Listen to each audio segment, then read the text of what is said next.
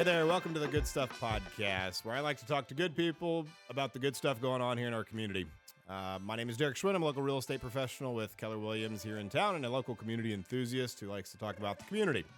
So welcome. Today we are talking with the school board president for Marysville School District, Bill Keck. So probably one of my most influential teachers growing up. So it's a pleasure to talk to him here today. Hopefully you can learn something about why you should get out and vote yes for the levy today. At least that would be our 2 cents. Great. So, Great. All right. You want to introduce yourself or say anything else? Well, that was a pretty good introduction. Good enough? Go Okay. ahead. So let's start out with some of the good things going on with the schools right now. Okay. As we look at and we're talking about the levy today, obviously, but as we look at that, outcomes for students, we're in the top 17% of all the schools in the state of Ohio.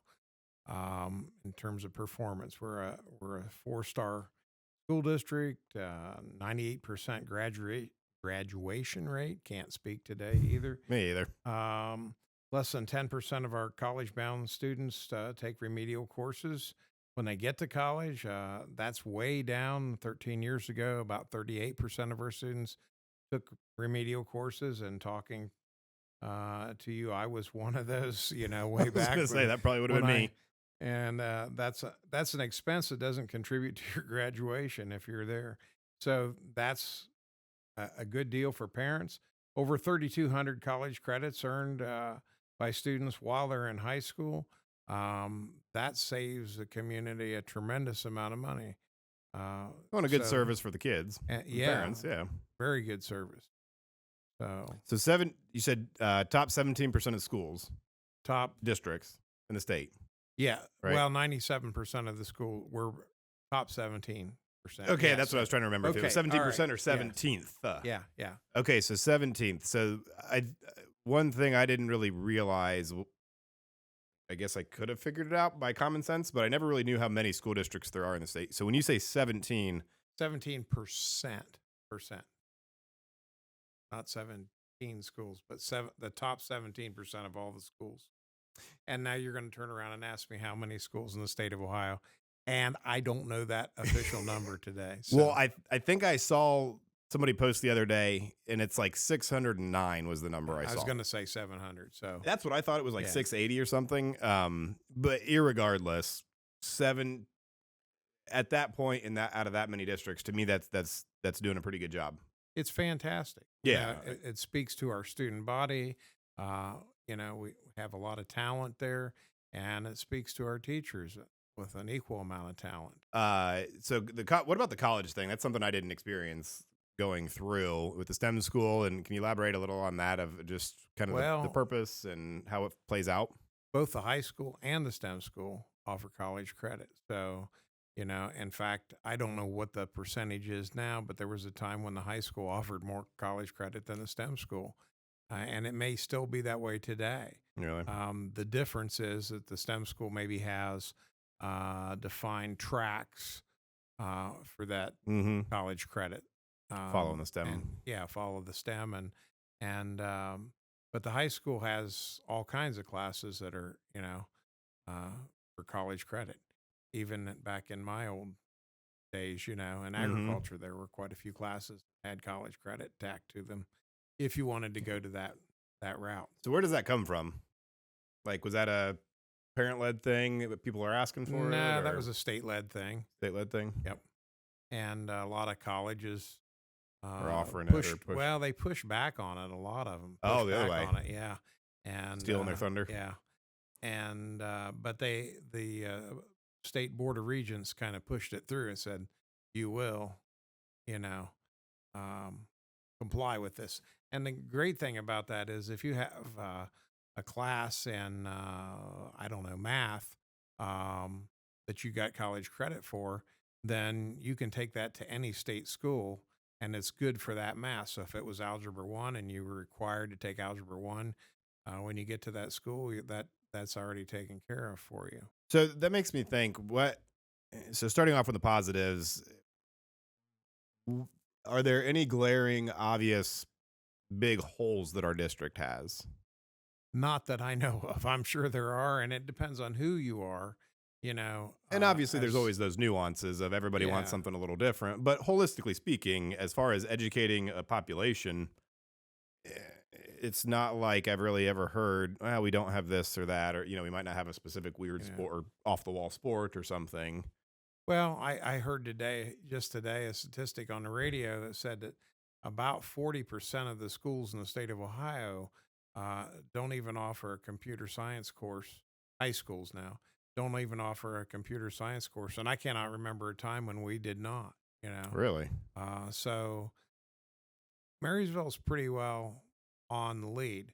If you're really looking for a hole, you go to Cleveland or Toledo, compare those schools. They have performing arts and orchestra, that is unbelievable for high school kids. I've heard them; they're just Really? unbelievable. So yeah, I suppose there's some holes, and I'm sure that people don't want to hear that, but those are opportunities that our kids don't have.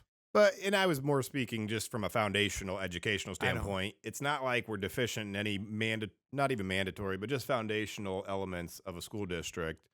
So when we get to some of the numbers and funding and some of the status of where we're at statistically on the maybe more not positive side, that hasn't really reflected in any holes or gaps that the district has lacked on. No, no. And three of my children went through Marysville, and all three went to college and had, I won't say an easy time, but they had a very successful time. Good college prep Yeah, it to was a get out in the world. good foundation. And there's a lot of kids, and I would be the first to argue that shouldn't go to college, and should get their training in some skill, maybe electrical, Or just life sometimes. or life. Yeah. Yeah, there are other options. I'm an advocate for parents when their kids graduate, instead of sending them to college, buy them a business, and in 4 years, sell the business. They got a college education. But, um, I don't think we have any glaring holes. I would Uh, agree. So, of the glaring positives, which one yeah. do you think we should be most proud of, or as board president, which one are you? Well, you I think point the to? top 17%. I mean, I don't know how you can, you know, and one of the things I found as an ag teacher, I would travel all over the United States with high school students, and people had heard of Marysville, Ohio, and I was like very shocked, and that's because our students go out and they represent this community very, very Mm-hmm. well, from I even got testimony back from an aircraft carrier. One of my students was there, and so as a mechanic, Yeah. and he recognized somebody from Marysville, and so the people in this community should be very, very proud of the students that are coming from this school district at this point. And I hope that it stays that way forever. I'm very, very concerned about where we're at this point in time and juncture. So, is that a good segue into kind of the status of our situation? Yeah, the status of our situation is that um, we are spending less per student. 97% of the schools in Ohio spend more money per student than we do. Um, and at some point that we're going to hit the tipping point, and I think we're there, where you start to see declining results because of the money you're spending on schools. And expect to Um, stay top 17% at those numbers. no, no, I don't think we're when 97% of the schools are ahead of us. That means that we're $4,783 below the state average on what we spend to educate a student at Marysville, and that kind of speaks to the thriftiness of our leadership at Marysville and the teachers.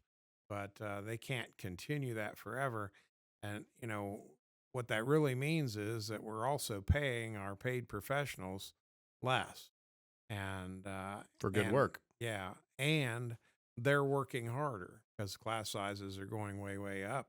Um, And that near was the state maximum. So, if this levy doesn't pass, we'll be at the state maximum across the board. and from what I heard the other night, that there aren't too many that are worse off when it comes to student per pupil count, right? Like I think I heard Uh, Diane at that meeting the other day say we were bottom yeah, five, we're fifth at from the bottom. We're fifth from the bottom, which is a new figure that just came out in terms of students to teacher ratio, and it's not a bragging point that you want to be at. I mean, I challenge anyone in the community that thinks that that's a good number to come in and take care of 20, elementary students or kindergartners, or for that matter, 28 first graders. Yeah, look at my notes. And yeah, I didn't bring that today because there's so much on there. Uh, it's Yeah, so this some of the number. Well, we can get to go that. ahead, go ahead. Well, just from a student count. So this is what things will be at after May election. if it doesn't pass, yes. right? Just to make sure I'm clear. So class sizes can continue to go up to the following. Kindergarten would be 28 students per teacher. First through sixth grade would be 30 to each teacher, and seventh through 12th would be 35 students per one teacher. So again, I would second that challenge. If you want to come in and do it for under the average pay, Yeah, that's a challenging position to be in, and I find good talent. never had a class even close to that. Yeah, I can't imagine. Well, and then yeah, it's not like take 30 kids, take 20 kids to the shop and the and safety have them be briefings safe. there. Yeah. Oh, I remember those days. Yeah. So And common sense isn't as common. no. So yeah, I think those are good numbers. Any other ones that we missed? Oh, let's see here. Expenditure wise, 83% of the schools spend more per student. We've kind of covered that already, but we're spending $2,669 less than the state average. 99% of Ohio schools have more teachers per students. We covered that. And 92% of schools have more administrators per student, which answers the thing, why don't we cut administration? We're on bare bones administration at this point in time. I've never seen it that low.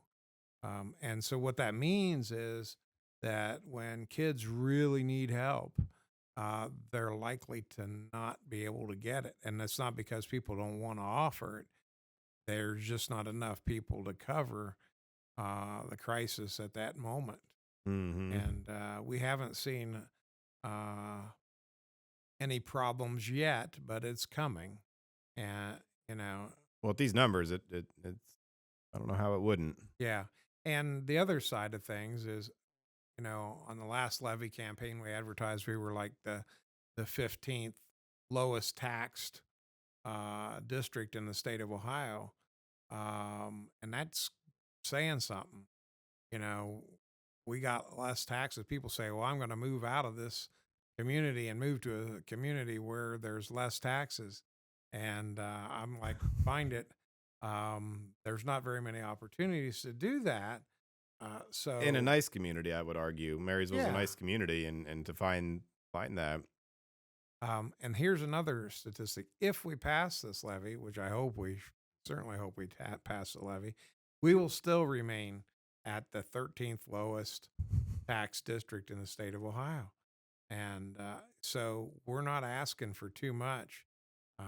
We're asking really to kick the can down the road another couple years at this point in time, maybe 3, So and go ahead. that might be one of the harder questions. That's one thing that the common thing that I've heard is, well, we haven't asked for money for a long time, so we need money.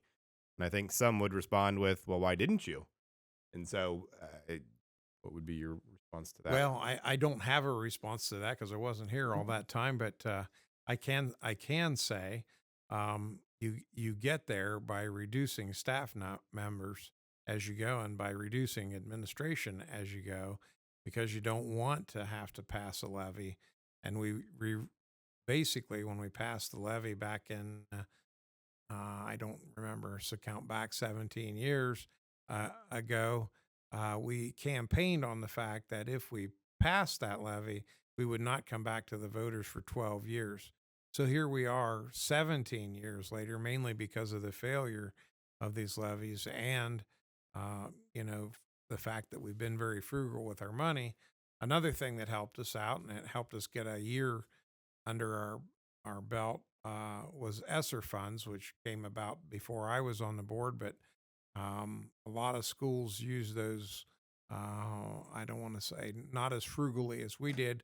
We didn't go out and hire additional staff. We just used those funds to pay for staff that we, already had, and therefore not raising the cost. So a lot of schools went out and hired people to do this and that, and then um, then when ESSER funds ran out, they were like, "Well, we got the staff person. We're going to either have to fire them or fund them." And Uh, so it really became a double-edged sword. And we knew that was going to happen. I shouldn't say we; it wasn't on the board, but right. Mr. Johnson smart enough to realize that was going to happen and Coming, yeah. not Open that can. open that can up. And I think that's the biggest thing for me, or one of the big things in these community hot topics is the water's fairly muddy and trying to understand it all and the different things that happen and then things change and try to keep up. Like one time I heard somebody say, or they were getting criticism for changing their mind, and the response was, as the information changes, so does my mind. So Exactly. as we move forward, things always change, but that doesn't help in the clarity of understanding of what those who might second guess the leadership and what's going on. That makes things muddy. So that's to me just a big point of we can't always understand what's going on unless we're going to study it and really understand all the factors involved, because funds come and go. They come from different sources, and it's a really complicated thing for myself to understand. So Yeah. that's a big Well, thing. the big complaint was on after the first levy failure. We had said going into the levy that we would cut pre-kindergarten. I can share with you the board was almost in tears over cutting pre-kindergarten because the statistics are out there. You've basically sentenced that kid to 12 years of underperforming on the state average. Really Yeah, I would never have guessed it was that that bad, important. that important. And so then after the levy failed and we're faced with cutting that, the state of Ohio said, "Oh, hey, by the way, we calculated the state funding formula wrong. Here's another $4 million." And we're like, "Okay, now we can fund that." And as soon as we did that, I knew we would fail the next levy because people came out and said, "Oh, you lied to us." Well, it's not a case of lying, it's a case of changing their mind. I still think we did the right thing by students, but, you know, it really hurt us to try to pass the Yep, levy. and that's the So, big one that I've heard as well. There was a change, and rather than coming from curiosity to understand the situation, people just assume, yeah, you know, yeah. impropriety of some sort. And it's the other big one to me on that note of the last 17 years and saying we're not going to ask for money if we pass this. Um, so I can remember a time when mom was involved in that and hearing as a kid, some of the complaints of, well, we built these new schools and the old middle school sat empty for a bit, 17 years ago, whatever, back in that time, during the '08 financial crisis. There was a lot of buildup of it takes 7 years to build a school. So build a school stood empty as the recession hits. So there's only so much you can do when there's a lot of planning that takes to get to a point. And then I guess what I'm getting at is the growth that we've experienced. There's just the ups and downs of that. That when I left for college, it seemed like we were growing really crazy. '08 hits, boom, everything stops. So you plan for that growth and then you don't. And that up and down is just a really hard thing to keep up with. But then state funding changes all the time. And so going back to that muddy water and just the perfect storm, I think, in getting to this position here and the funding kind of dwindling off. We had a great incentives, not incentives, funding coming from the industries we have around here. And then that slowly tapered off. The growth of the community and all of those things. I think there's enough to me, there's enough reasoning to be where we're at. Especially, hey, we're not going to ask for money for 12 years. Okay, we need to get frugal and we need to understand this, and then the other changes that come. And so I guess that's my soapbox to say the appropriate place to be given Yeah, storm that has kind of led here. So the cuts, okay. that's a So misunderstanding that I just learned about the cuts that are okay. announced. So the cuts came about after the failure of the last levy, and we're going to cut K4 elementary school. Class sizes are going to go up. Elimination of music, elimination of art classes, elimination of physical education, elimination of technology classes from the daily schedule. Now there will be a touch of each of those left, but there won't be a teacher in the building teaching the Dedicated. dedicated, every day of the week type of thing. So the elementary schools are going to get hit pretty hard. And this is after the last levy. So um, what we're talking about now is to bring those things back if we pass in May. If we don't pass in May, these things continue. Class sizes can go up to 30 students per teacher at Creekview. Elimination of STEM classes at Creekview, elimination of physical education classes, elimination of technology classes, severe reduction in music classes, elimination of one of the two music teacher positions at Creekview. At Bunsold, we're eliminating, the class sizes will go up to 35 students per teacher.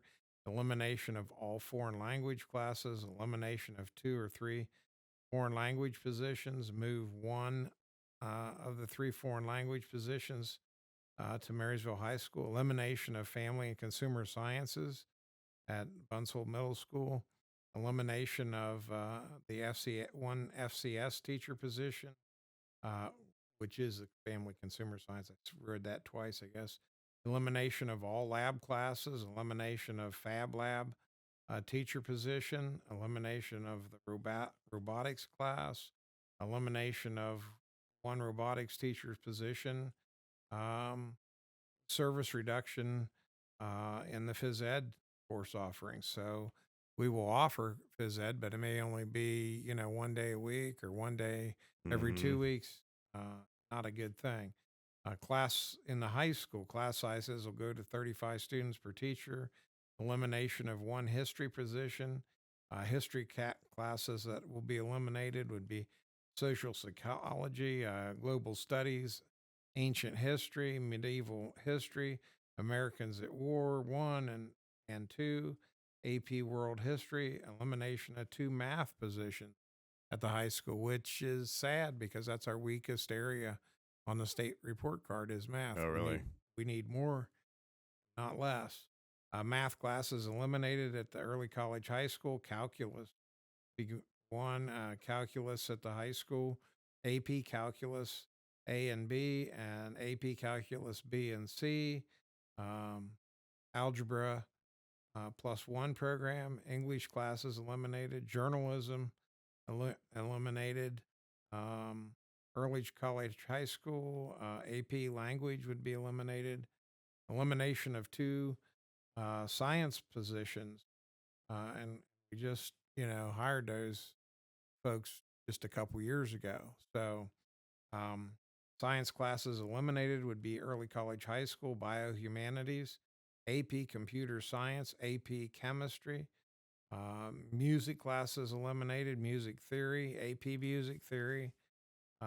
So extracurricular, we're already at $575 with no cap per student. And I don't know where that's going to go. It's not going to go down if the Right. levy passes. We were hoping that would be able to bring that down to something reasonable. Um, right now, it's cost neutral. Pay to participate fees for band and show choir would be $235, which is what it is currently. And that might go up. It won't go down if we don't pass. Elimination of Creekview musical, elimination of Bunsold musical, elimination of high school play, and elimination of high school musical. So lots of cuts. lots of cuts. We're talking about, on the first levy, got 30 teachers, and this one will cut another 30 teachers. And that's in addition to the resource officers, which, if we pass this levy, we're hoping that we'll have enough money to bring that back. But we're asking for the same amount of money. The state of Ohio is giving us even less money than last year. So um, it's The getting hits keep tight. coming. Keeps coming. Uh, that's pretty much it. Except to say that kindergarten class sizes go to 28 students per teacher. First through sixth can go to 30, and seventh, 12th can go to 35 students. And the problem with that is if you have 35 high functioning students and no one has any issues, I've never seen a class like that. Um, then maybe one teacher can take care of that. But if Johnny or Jeanette have a problem and you need some intervention, there's nobody there to do that. Yeah. So Well, and in the days of personalized lesson plans and all of that and trying to speak to each student, that on yeah, paper, even, yeah, if things are good, that's a struggle. So just to be clear, that's one thing that he helped me understand here a little bit ago is these things already are in place correct. with the failure of this last levy, the second levy here We recently. just haven't seen them because you can't end a teacher's contract in the middle of the year. So the positions have been cut. The contract just needs to end, and then these positions will end. So with the passage of this third levy, We could bring them back. We could and save that's a their big jobs. clarification that I didn't understand Yeah. prior to this. So I think that's a good to help clear the waters, so to speak. Oh, jeez. So the other big one, drum roll, income tax. That's a hotly debated one to an extent. So the quick 30-second elevator pitch. What do you have for why property tax? Well, when I ran for board, I was very much in favor of earned income tax, but I didn't have a thorough understanding of it. And now, sitting on the board for 3.5 years, I have a pretty good understanding of it. I think, and that is that especially earned income tax, but income tax in general leaves a big group of people out of the equation to pay the bill. So let's say a school district like ours needs $6.4 million a year additional funds to keep up with the cost of doing business. Who makes that? Who pays that $6.4 million? Well, if you go with an earned income, you leave out all the retirees, and you can argue some of them are in dire straits. Some of them are the richest people in our community. So Right. on the average, they got a pretty good income, and in Marysville, they got a pretty good income on the average. Um, so yes, you can find people on both ends of the spectrum there, but those people aren't paying. The next group of people that we're leaving out is huge, and that's all the businesses and industry in Union County. We're leaving those folks off the polls too. So who is getting hit by this income tax? Well, it's the young professional that's living in our community and living in probably a pretty nice house. So their property taxes would have been pretty high. But now their income tax is going to be even higher. There's only one thing that's better, in my opinion, about an income tax is that it tends to grow without any voted millage. It grows automatically with inflation, Mm-hmm.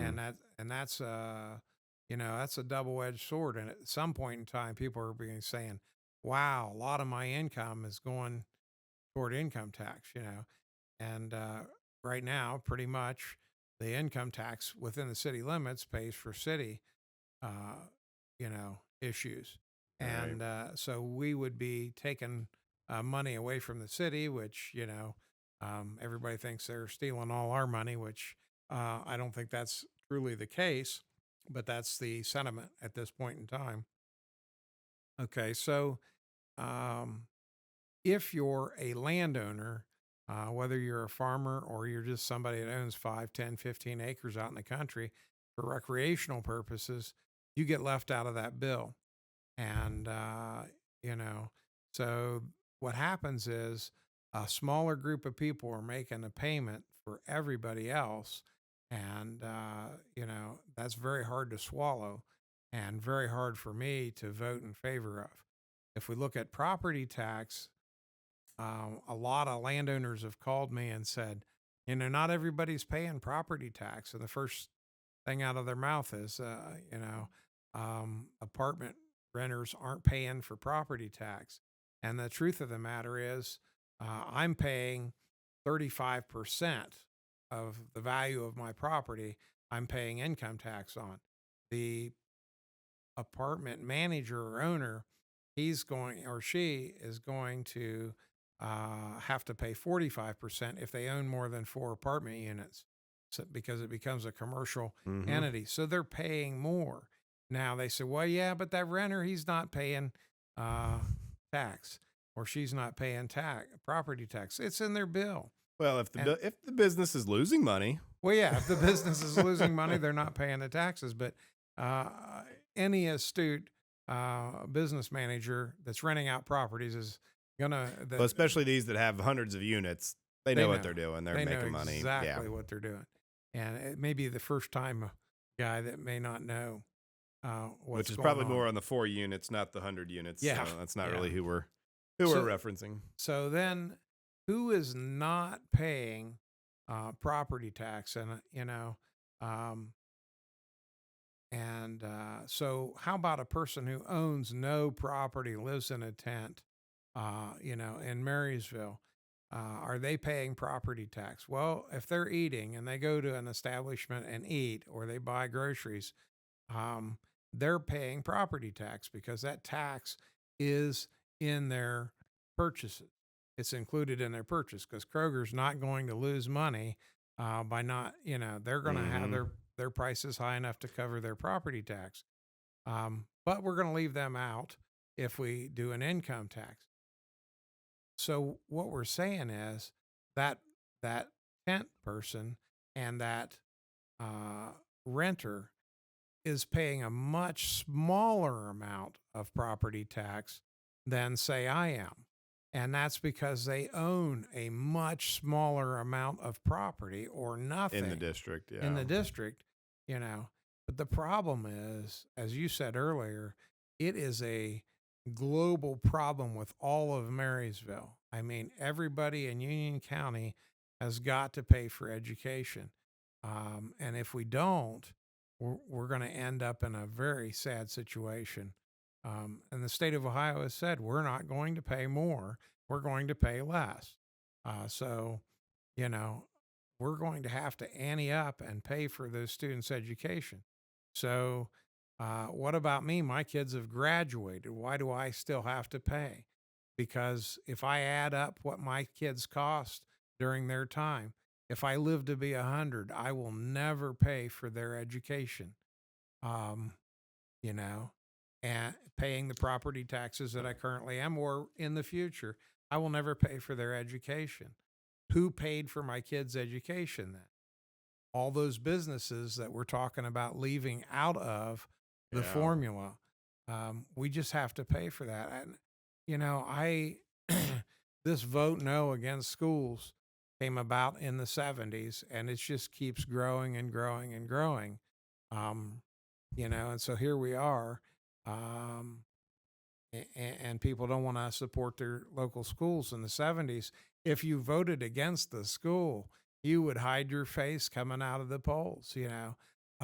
Today No big it's deal. it, Yeah, I don't really understand the idea. I don't. of what? Why wouldn't you? Yeah, well, it's all about money. I don't want to pay.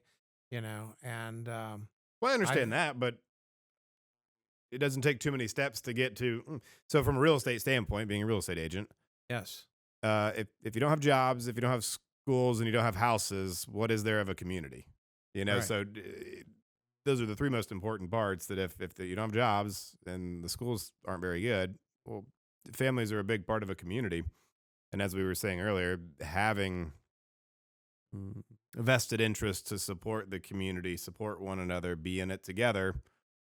I don't know who doesn't want Yeah. good neighbors and And some good sort schools. of community, and which would be Yeah, a portion of that would be good schools. you don't have to drive very far to find poor functioning school district around us, and their taxes are higher. Yeah, that's the crazy Uh, part. That's what yeah, I don't understand how these their numbers. taxes are higher, and their people are paying more money, and they're getting less results because there comes a point when uh, a successful husband and wife move into the community, and they're all excited, and they look at the schools and they go, "Uh-oh, I'm sending my kids elsewhere."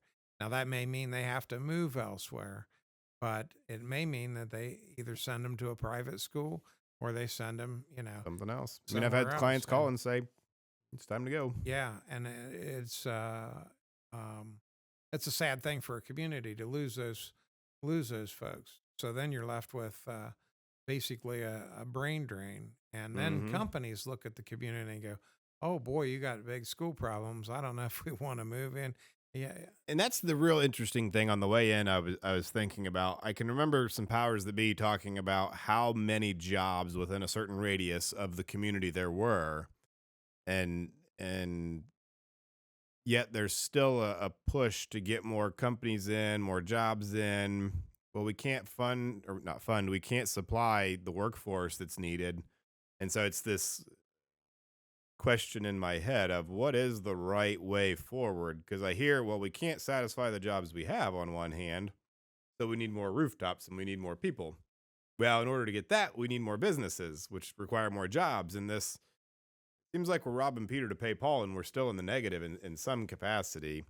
Um, so just using that as a way of, okay, well, moving forward as a community, how do we function? Which, well, the only way, if a community or a household or your own family, the only way people can get out of poverty is through education, and without an education you can't get out of poverty, and so it becomes a self self, supplying thing also.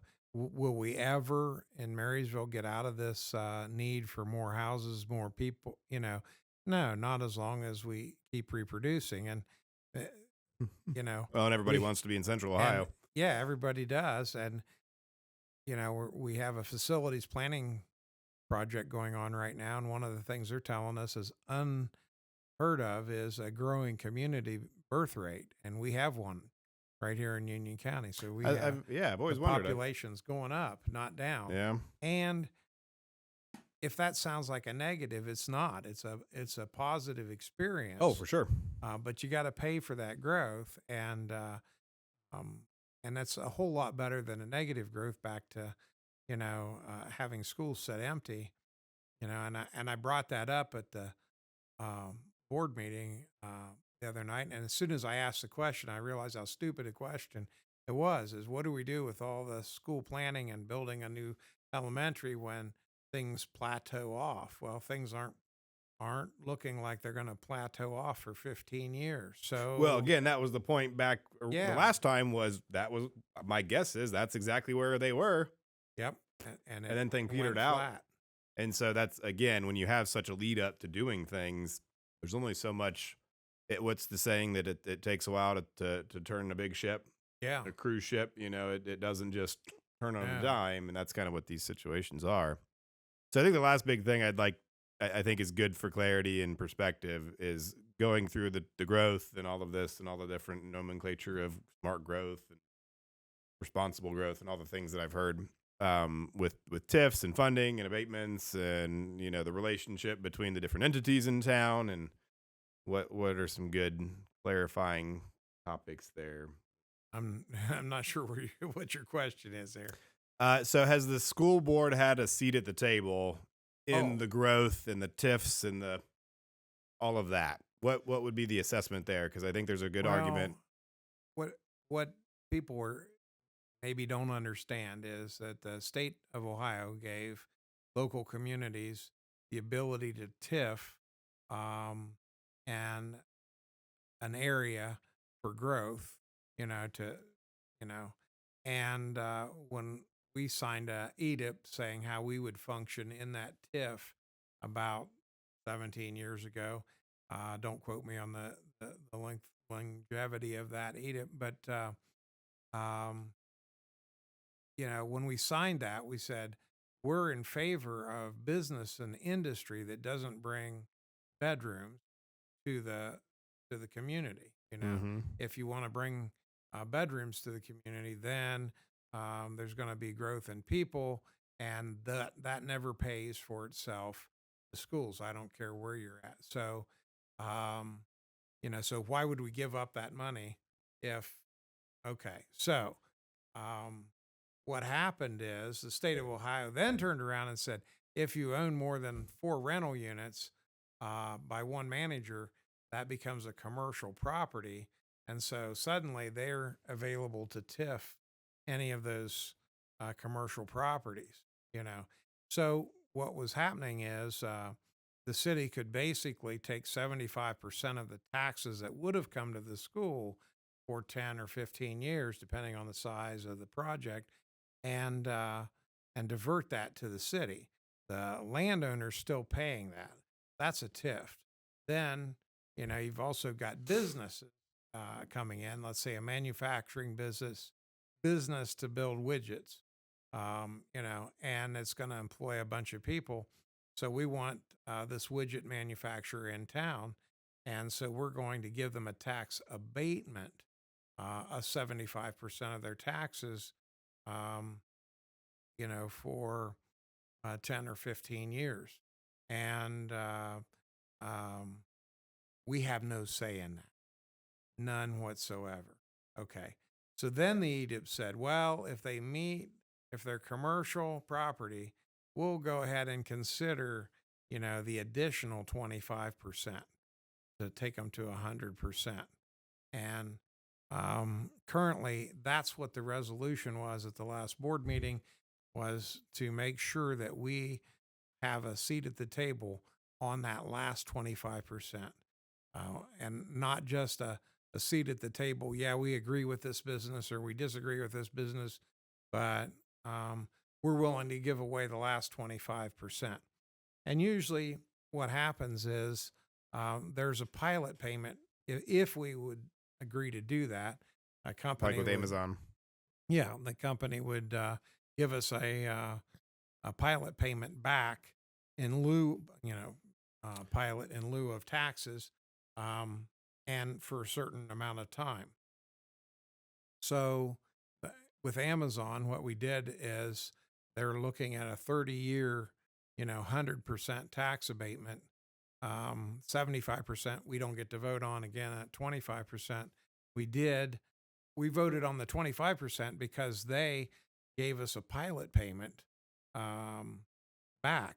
Now, that pilot payment was to be over 30 years.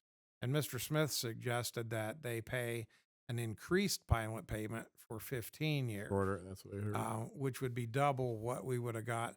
So for 15 years, we get double that pilot payment. Unfortunately, on year 16, we get nothing from that pilot payment. Now, time value of money, you always want your money up front versus spread out over the whole time frame. So, Right.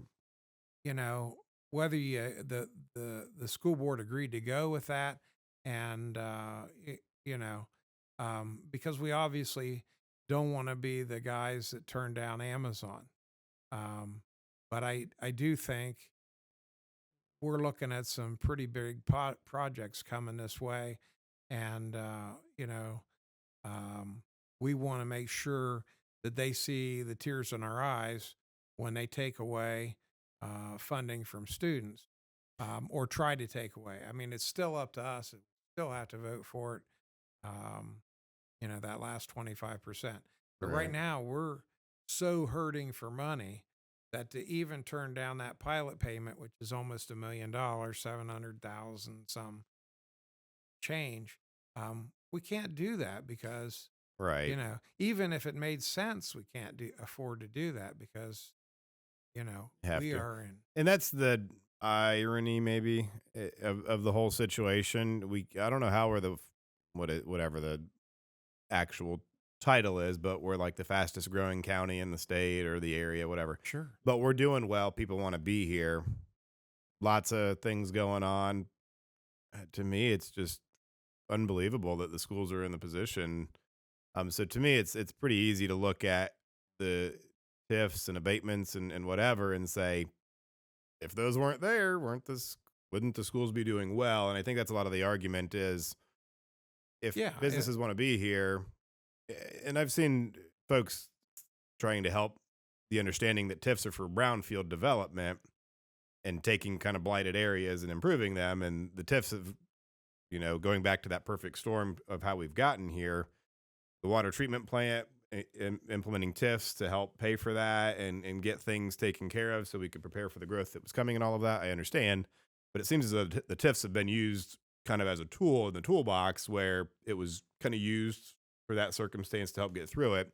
And so I've heard the argument that now we're just using them when that wasn't the spirit of the TIF necessarily, that it was to help the not so great places get out of that situation. We aren't in need necessarily of that. I think we could make the argument, since we're doing so well, why do we need them?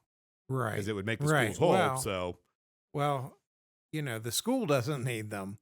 And it would make the schools a lot better off if we didn't have TIFs. However, same argument comes from the city. That's a great revenue source and a tool for them to raise revenue. Now, on their side, then they did not have to do this at all. We didn't twist their arm much to do this, but no. And seriously, they came to us with the idea of a moratorium on TIFs that involve um, rentals or bedrooms, so to speak. residential. Residential. Thank you. Right. That's the word I'm looking for. Residential. Yeah. Could we be better off without TIFs? Maybe. Some of their argument is going to be, well, we would not have these businesses, we would not have this housing without the TIFs because those contractors would not make as much money or any money if they built housing without it and had to build the street and the sewer and the But I think water lines and that's all the that. big argument I have is community taking care of community. I don't need those places to be here. We were Right. doing fine without it. Right. So why do again, if we can't keep up with filling jobs, like it or not, bringing more stuff here is going to cost more money. And so to me, when the numbers are off so far with the school, how do we sit here and say, Well, and just that's keep bringing it on in, Yeah. keep bringing it on it? Like, Yeah, well, and that's why you see, we have meetings, subcommittee meetings with the city school board working together to solve some of that issue, and a lot has come out of that because they really wouldn't have to talk to us, and we really wouldn't have to talk to them. It's a two-way street, you know. yeah, I think that's the biggest Um, thing moving forward. There for a while, it sounded like the city and the school's relationship was a little rocky, and it sounds like it's headed in a good direction. So to me, I think that's a good thing to highlight. Is that's more community. I've been trying to be a broken record Sure. on here of saying, if you Google the definition of community, the first one is like y'all live in the same place and you're there. The Yeah. second one is a fellowship of, a fellowship of or a feeling of fellowship and belonging, something like that. A shared interests and goals and attributes, or whatever the technical term is. But to me, that's the community working together for a common goal versus just kind of being in the same spot. So to me, that's worth highlighting, to say that relationship is doing well, and there's conversation and there's support and there's hope for the future, I guess is what I'm getting Yeah. at. Yeah. I think there is. I'm, you know, uh, very happy with what they've done. It's not a permanent thing. It doesn't lock their future, their 26th city council into anything that their previous city council did. In 26 they can go back and renege on that. They're not reneging. It's only good till 25 through 25, you know, Right. so hopefully in 26 we'll renegotiate that, and hopefully they won't need our money to do the things that you know, a good city needs to do. And but you know, ever since I've been here, which has been a while, um, you know, since 86 or 7, somewhere in that neighborhood, um, we've always looked for new businesses because, you know, just to sit on one or two businesses that we could lose puts us at a very high risk for the community, I think. And rounding that out helps the community. Whether or not we can help pay for it with the schools, I don't think we can. And that's why you saw the Resolution. resolution. Thank you. That we passed at the last board meeting. So don't know I if like that it. answers all those questions or not. Yeah, and I don't know how much there is actually to answer. It's a kind of Yeah, convoluted mess. mess. Like I said, the Yeah, water's muddy and it's not very clean cut, and there's so many different factors that weigh into it from different angles at different value points sure. and whatnot. And yeah, like we said earlier, to me the bigger thing is community supporting the community. We've got to be Yep. all in, and whether it's the schools or whatever it is, if we're not kind of vested together to fight whatever fight we're after, Yeah. for the future and whatnot. And my wife brought up a good point that one of the challenges in housing prices going up and all of the things and some of the things we might lack as a community compared to big cities. And my argument would be, okay, you've got those places to go, but as we move forward, if we want kids in the next generations to come back and stay here, that's really hard right now. I know plenty Yeah. of people that haven't been able to move back home, so to Well, speak. my own family, none of them live in Union County, and that's because the jobs were elsewhere. Well, and One there's a lot of the property value too is just we can't afford it. afford to live here, So, um, so again, there's just lots of growing pains, as I've been calling it. They're just from different angles, and if we don't all stick together, the growing pains take over, and that's what we focus on. Versus, the we're more alike than we are different comment. Yeah. Well, you know, we going back to we have to the most important thing in any community is the kids. And if you don't educate the kids, you know, they may stick around even if you don't have jobs. And you know, I don't know that that's a bad thing, but it's not a great thing. You know, you want your kids to go out and be as productive as they possibly can, wherever that may be. You know, but I would hope that some of our brightest minded students could find a job here in Union County that would pay them, you know, what they're worth. And Hmm. I'm not sure, you know, it's been a bedroom community forever, and I'm not sure we will be able to bring it out of that no matter what we do. I know we cannot pay our way out of that situation. Yep. Well, anything else to end on? I don't. It seems like, I had one while you were talking, but nope. now it's gone. If it's important, it'll come back. Yeah, after I leave. Well, I'm going to say one more thing. You know, I do think it's a great community. It's been a great community to raise a family in, and seen a tremendous amount of growth in the community. But we have to pay our fair share moving forward. Our parents paid their fair share. You know, we shouldn't be uh, living comfortably on our kids, you know, and it doesn't matter. Your kids are just as much my kids when it comes to financing the school as my kids were. We got to pay our fair share of that. Yep, that's for sure. I heard it on a TV show once, something like the mark of a great society is that which old men plant trees for the shade of the next generation that they will never see the shade of. That's right. It's the nice kind of poetic way of saying you're going to put the effort in that you will not reap the rewards because somebody did it for you and you need to pass it on. And Well, thanks for sticking around. Hopefully, you found that information valuable in your decision making process in whether or not to vote yes or no for the school levy. Obviously, we would highly encourage you to vote for our community and our schools by voting yes on this upcoming levy here on May 6th, 2025. So if you're watching this after, hopefully you haven't made it this far through, realizing that this is an old video. If you want to buy, sell, or invest in the Marysville area, I'd love to do that. Also, if you have a business or something to promote here in the area, that I can help you do that through pictures, video, podcasts, media, some sort online. I'd love to talk to you about helping you out in that realm. Or if you just want to stay up to date on some of the things going on here in the community or some of the things I'm paying attention to, make sure to like this video if you did, subscribe here, or subscribe to my newsletter, the Good Stuff newsletter, in the link in the description. Until then, take care.